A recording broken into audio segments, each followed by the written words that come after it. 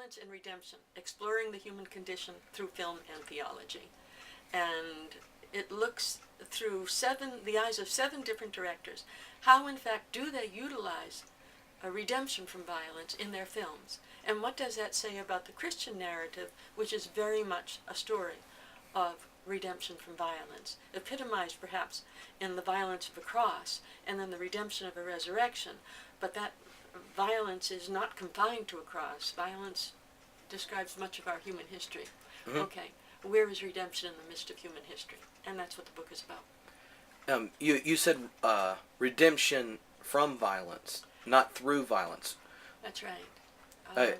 Explain that disconnect, because I think a lot of Protestants see violence, and even in some films recently, where violence is the means of redemption as opposed to what we're being redeemed from. But answering violence simply creates more violence. It doesn't answer the problem, it adds to the problem. Think of the vendettas. There's one film called Mate One by John Sayles, and it's about the violence that happens in West Virginia over the unjust the unjust working situations for the coal miners.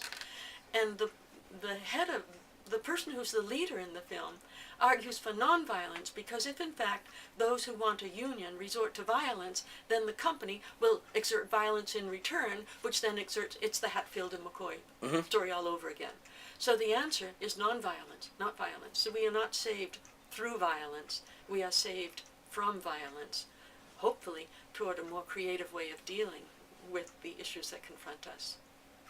And I actually think that's the Christian story too.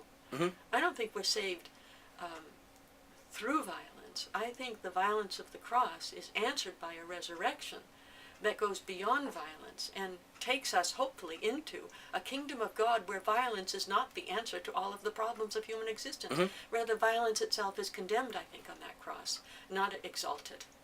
Mm-hmm. It's revealed as the failed option. And good way of putting it. It's the failed option. And that's why I mentioned this Clint Eastwood film, because in Unforgiven and $1 Million Baby, he really slams violence as the answer to violence. All violence does is more of the same. It doesn't answer a thing. And then in $1 Million Baby, he brings in this self-sacrificial love where the main character, Frankie, basically gives up his soul, or so he thinks, in order to answer Maggie's need to die. It's a beautiful film, but whereas he's slammed violence in the earlier films, in this one, it's euthanasia that he's talking about. I don't know if you've seen the film, but have you seen the film? $1 Million Baby? Yeah. Mm-hmm. Okay, so in the end, Maggie asks Frankie to take her off life support because she's finished her life and she needs to let it go, but the life support forces her to continue living. He goes to his priest and says, "Can I do this?" The priest says, "If you do this, you will damn your own soul to hell forever." And he loves Maggie so much that he's willing to damn himself to give her what she needs. Okay, there's self-sacrificial love, right? Mm-hmm. How does this then become an answer to violence? And that's an interesting conversation in light of the earlier 2 films.